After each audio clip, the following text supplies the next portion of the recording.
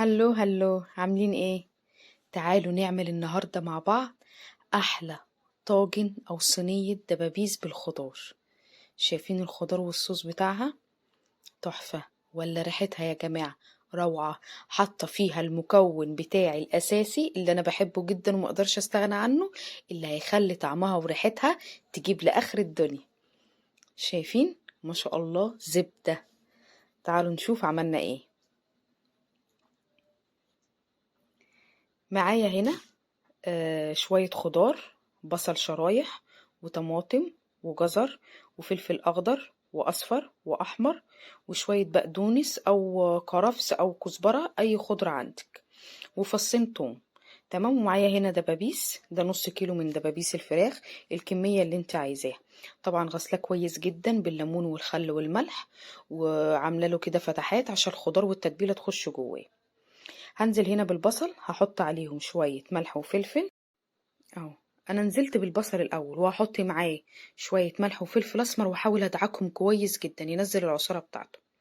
هنزل بقى بالخضره، شرايح الطماطم، فصين الثوم، انا بحب احط الثوم زي ما هو كده، والفلفل بقى والجزر و... وايه تاني بس. هقلب الكلام ده كله كويس جدا مع بعض. الخضار بيخلي طعم الحاجه تحفه. وهنزل بقى هنا، دي نص معلقه زعتر. ركزوا بقى معايا في التوابل، من كل حاجة نص. ودي نص معلقة سماق، طبعا احنا عارفين السماق دلوقتي بقى يتباع عند اي عطار دلوقتي. وهنا حطيت شوية قرنفل او مسامير زي ما بتسموها.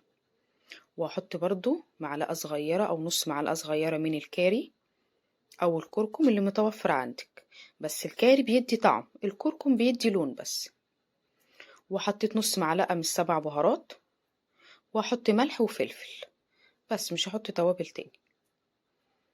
هحط هنا الملح، طبعا انا حطيت ملح في الاول فمش هحط كمية كبيرة، وبرضو الفلفل الاسمر مش هحط كمية كبيرة لان حطيت حبة في الاول بس. واحط بقى معلقة خل كبيرة ومعلقتين 3 زيت، ده زيت نباتي بس انا بفضيه في الازاز عشان بجيب الازازة اللي هي الاتنين رتل. هقلب الكلام ده كله كويس، وهحط بقى الرشة اللي هتغير طعم الطاجن او طعم الصينية، شوية نعناع ناشف او لو فريش يبقى حلو جدا. هقلب الكلام ده كله كويس وهنزل عليه بالدبابيس. طبعا هقلبها بقى، عايزة تسيبيها في التلاجة لمدة ساعة أو ساعتين، عايزة تعمليها كده على طول، في كل الحالات بيبقى طعمها تحفة. قلبت بقى كده كويس،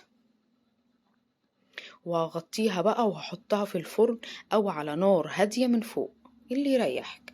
أنا عن نفسي حطيتها على نار هادية جدا وهي نزلت ميتها، شايفين؟ هي نزلت ميتها منها فيها، أنا مزودتش مية في الفراخ خالص.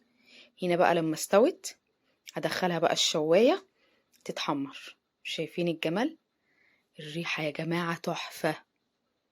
شوية بقدونس بقى كده من على الوش، وبألف هنا وشفا بقى مع شوية